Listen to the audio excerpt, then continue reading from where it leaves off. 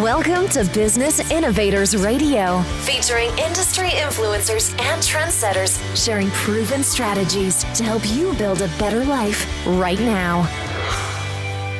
All right, everybody, welcome back to the show, and what an incredible show we have lined up for you today. It is my privilege and honor to have Mr. Bobby Bush online, #1 best-selling author of the book Off of the Chart. Actually debuted on the Amazon bestseller list in September of 2016. Bobby, thank you so much for taking the time to be on the show today. Oh, thanks, TC. It's my pleasure. Glad to be here with you. Fantastic. Congratulations on the bestseller status on the book. Tell us a little bit about your book. Well, TC, thank you very much for the kind introduction and for the kudos. We're very pleased with the award from Amazon. Very excited about that. The book is about the challenges that musicians face. It's kind of I would say it's more of a handbook for musicians or people that are interested in the music business or music industry and would like general information about how things work, and maybe some specifics about certain things within the industry itself. It's a bit of a broad brush, but I try my best to reach out to the folks that are just learning, or they've been in the business for a while and they want to kind of brush up a little bit and figure out where they want to go next. Fantastic. What was your inspiration for writing the book? Well, my inspiration came from several places. #1, my mom was a classical pianist. And I got I'm sure my musical roots from her. So initially that's where the impetus for the book came from, and kind of a bit of an honoring of her and her life and kind of pouring herself into me, if you will. I've been in the business 45 years. And as a professional musician, a professional music arranger and record producer, I got to a place where I realized it was time for me to start compiling a lot of the things that I've learned over the years about the industry and how it works and how to function within it. And I just realized, you know what, it's time for me to start giving back by compiling this information and presenting it in such a way that I can reach out to folks that would be interested in knowing more about that information. Fantastic. You know, you've been in the music business a long time. How did you actually get involved and get your start in the music industry? Well, started playing a musical instrument when I was about 9 years old. Actually started playing the trombone, and I'm sure I drove the neighbors and my parents crazy with that. Played in the grade school band for a couple of years, and when I was around 11 years old, decided that I wanted to take up the drums. Well, that was quite a bit more worse than playing the trombone, obviously. So that lasted for about 6 months. I took lessons. It was interesting, but I drove everyone crazy. So that was the end of the drum set. There was a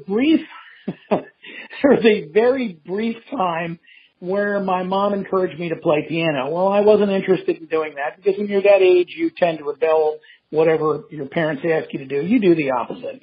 So I was very good at that. But they said, well, what about the accordion?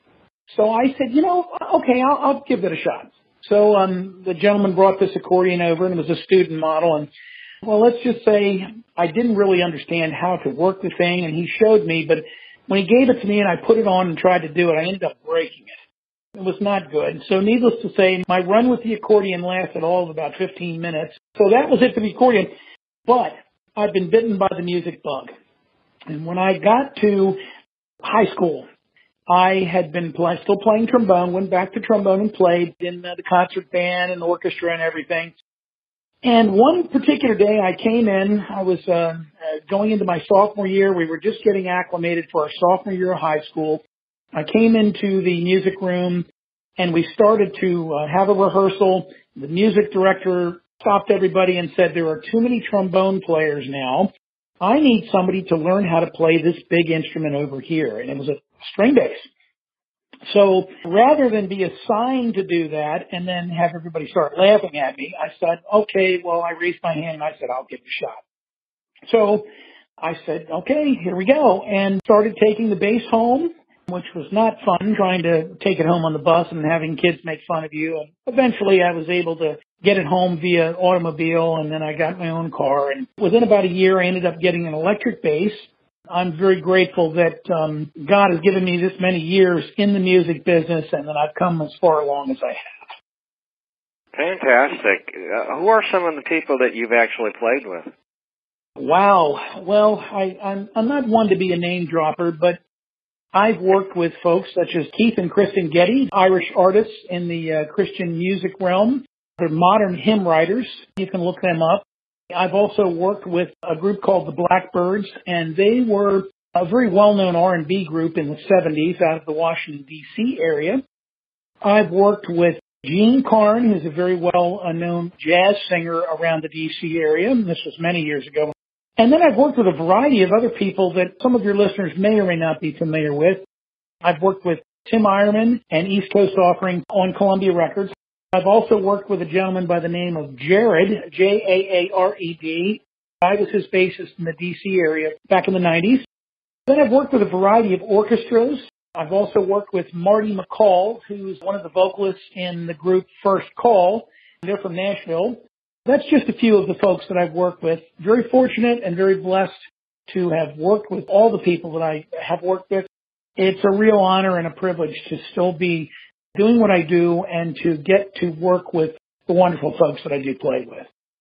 Well, that is an impressive list, to say the least. And let me ask you this. I mean, being blessed to work with the professional musicians across the spectrum, what in your mind is the difference between a professional musician and an amateur musician? There's people listening to this show that, as you said earlier, have gotten bitten by the music bug.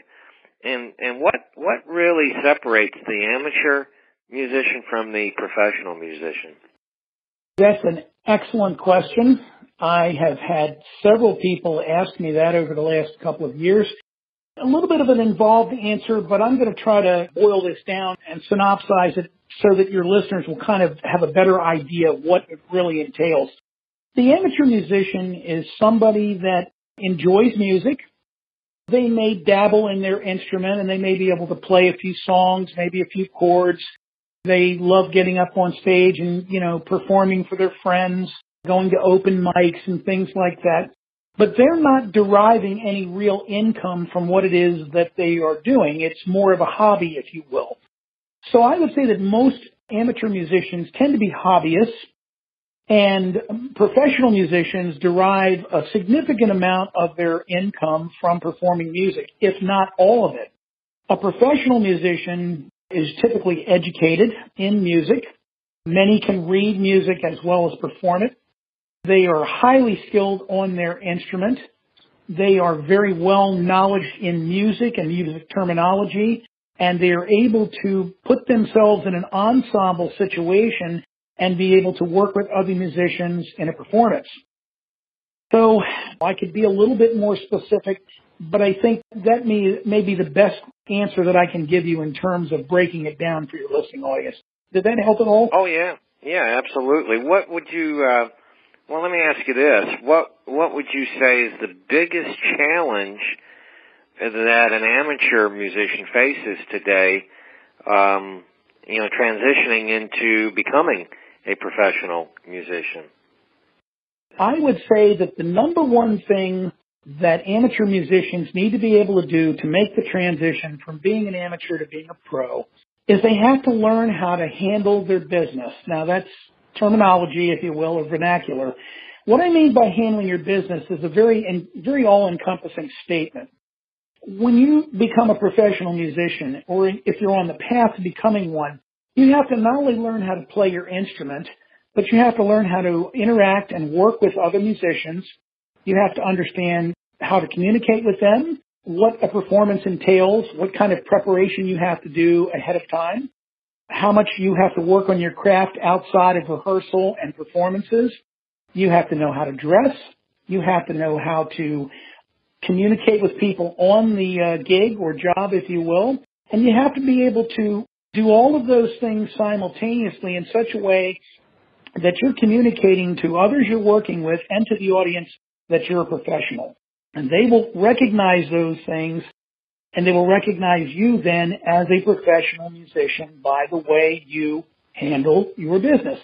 Now, there are quite a bit more details to all of this, and there's some other things that really don't need to get into right now, but they are also a part of the handling of your business that an amateur musician has to learn how to do in order to get into the professional realm and to be able to start working as a professional musician. Fantastic. Well, let me ask you this. You've made that transition into becoming a professional musician. What's the biggest challenge that professional musicians are facing today, in your mind? And I do talk about this in the book a little bit. There are a bit of shifting sands going on right now within the music industry and the music business. Technology has really come to the foreground, so much so that many musicians and artists are almost exclusively relying on the technology to get them in front of their audience and to perform. And I'm just going to say I'm an opponent of using technology as a crutch. If you're using it to enhance your performance, it's one thing. If you're using it to kind of cover up the fact that you have things that you just don't know how to do, and the technology is covering that, that's not a good place to be.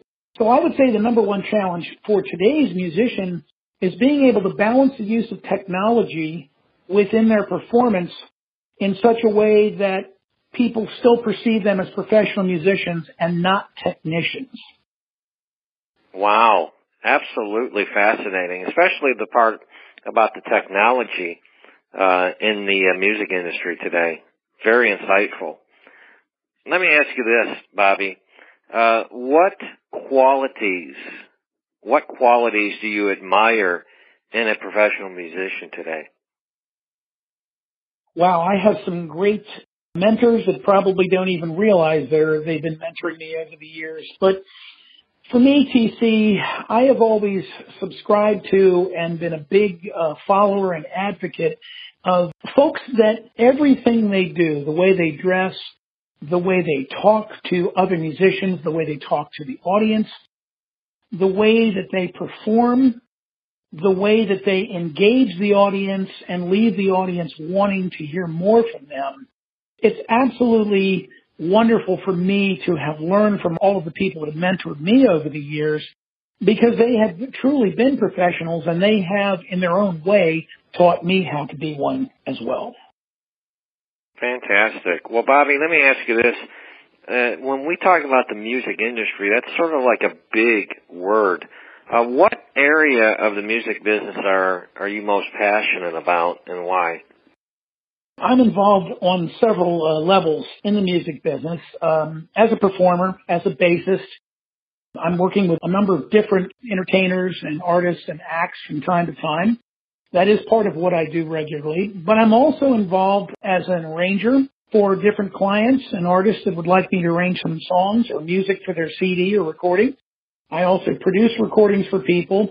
The producer, it's their job to come in and pull all of the songs together onto a recording and produce them in such a way that they represent the artist, so that when the artist's music is released to the public, they have put their best foot forward. And that's really what the producer's job is, to make the music be the very best it can be for the artist, and then obviously shaping that so that the listener will be excited about it and will want to buy the recording. The other things that I do that are very important to me, and actually at this point in my life and career just as passionate about, and that is band coaching or musician coaching.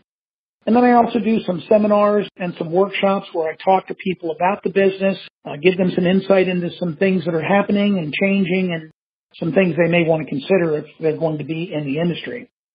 I'm really involved on a number of levels. I'm grateful that I'm able to do those things. I really love working with other passionate people that want to learn, that want to grow, and want to continue on their journey. Fantastic. You mentioned some business projects. Share with our listening audience some of the projects that you're currently working on that you're excited about. Well, I have an album that I'm working with a gentleman by the name of Walter Minor. He is from the Washington, DC area. He is an amazing gospel singer, artist. He also is an amazing guitar player and keyboard player. There are several wonderful songs on it, but I'm very excited about the recording. It's gospel music with a very funky edge. It's going to be really great. We're looking for that to be released sometime next summer. I'm also working actually as a producer for a group called Strings for Christ. They are a string quartet. They actually just started a couple of days ago to mix the first song on their album. And there'll be 10 songs, and we're hoping that this will be a springtime of 2017 release. It's an amazing string quartet. So I'm having a lot of fun with them, and I'm looking for that to be released in the spring. I'm also very excited about a couple of things that I'm doing locally now. It's a very big thing that's been happening in the realm of music, especially retro, and that is the area of tribute music or tribute bands or tribute artists. I have a gentleman that I'm going to be working with, and we're pulling together a James Taylor tribute show. And then I have a gal that I'm working with. I'm working with her on pulling together an evening with the divas. So I'm very excited about putting that tribute show together as well. I'm also playing with some other local acts, and so I've got a full plate. Oh, absolutely. Tell me a little bit more about your coaching program. Well, the coaching program that I have is very open-ended. I love to talk with people that are interested in growing as a player, as a musician, artist, whatever it is they're doing. The first thing I do is I listen to what it is that they tell me they're struggling with. What are their challenges? And once I know what their challenges are, then I can begin to formulate a plan that will coach them and get them to a place to where they're confident and comfortable in moving forward with who they are as a musician or as an artist. That's very exciting to me, and I just absolutely love working with people that are passionate about that. How important has it been in your life, Bobby? Because you mentioned earlier in the interview about you've had quite a few mentors. And so when you talk about the coaching, I think that's part of your way of giving back, to the industry and helping people. How valuable is it to have a coach or a mentor to help you level up and go up to the next level in the business? I think it's critical. I would say probably less than 5% of people in the music business or music industry in general have a solid business sense on where it is they want to go and how they want to get there. So having somebody that can come along and understand what your challenges are and see where you've been faltering or where you need help and getting you on the right track so you can move forward, that's critical. I can tell you as a pro now, when I was coming up through the ranks, we didn't have access to all of the information that we have nowadays with the internet and all of these different musicians that are out there performing. They're also available via YouTube. You can watch them playing. We didn't have any of that when we were growing up and learning how to play. And even after I became a professional, we still didn't have any of that. So I sure wish I had somebody like myself when I was younger to come alongside me and say, hey, it's okay. You've got challenges. We all have challenges on whatever level that we're on. So tell me what's going on. Let me find out where you need some help, and then let me come alongside you and help you get to where you want to go. Fantastic. Well, let me ask you this. What would you say to somebody that has stumbled across this interview that is struggling and maybe they're looking for that mentor, they're looking for that coach? What would you say to them right now?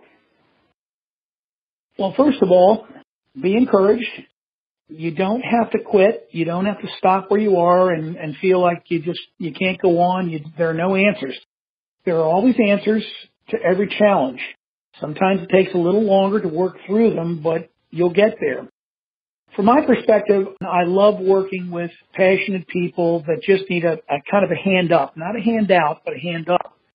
For those people that are listening to this interview that think they'd like to reach out to me and touch base and see if there's some challenges that they have I might be able to help with, I would love that. For interacting with me, the best way to do that would be to reach out to me on my website, BobbyBush.com. It's BOBBYBUSH on bass, BASS.com. Fantastic. Bobby, let me ask you this. in the music industry, are there a lot of coaches and mentors that are available to work with people? There actually aren't. If you are outside of the educational part of music, if you're not in a college or if you are not an understudy in one of the orchestras, then you really don't have anybody that's going to be able to be available and say, okay, I see what you got going on here. I see your challenges. I hear them. Here's what you need to do to get to where you want to go. One of the greatest things that happens when people start overcoming a challenge, they realize that there really is no secret to it. It's usually always the details that matter. And so frequently when people finally get on track and unglued from wherever it is they were stuck, they realize that the details were what they were lacking. They kind of had the basics down, but they were missing those details. I'm a very detailed-oriented person because I have to be doing shows and other things that I do. I have found that that's the number one greatest challenges with musicians coming up and trying to navigate through becoming a professional and being able to get out there and make a career out of it or make a living out of it. Fantastic. Well, Bobby, I'm looking at the clock, and we are just about out of time for this segment of the show. I would love to have you back in the future. But before we end our show today, can you give us another shout-out of how people can get in touch with you, please? The absolute best way to reach out to me is to reach me on my website. It's Bobby Bush on Bass. That's BobbyBushonBass.com. That's the website. So listen, it's been my honor and privilege to have you on the show today. Would you come back on a future show? I would love it, TC. Absolutely. It's always a pleasure to talk with you, and I'm really happy and honored that you asked me to be on the program. Fantastic. Thank you so much, Mr. Bobby Bush. And for those of you that are wondering how to get a copy of his #1 best-selling book, Off of the Chart, that is available on Amazon.com. Once again, ladies and gentlemen, another show in the can and another business leader profile. Bobby Bush, thank you so much for being on the show. And ladies and gentlemen, we will see you next time on our next show. Thanks for listening to Business Innovators Radio. To hear all episodes featuring leading industry influencers and trendsetters, visit us online at businessinnovatorsradio.com today.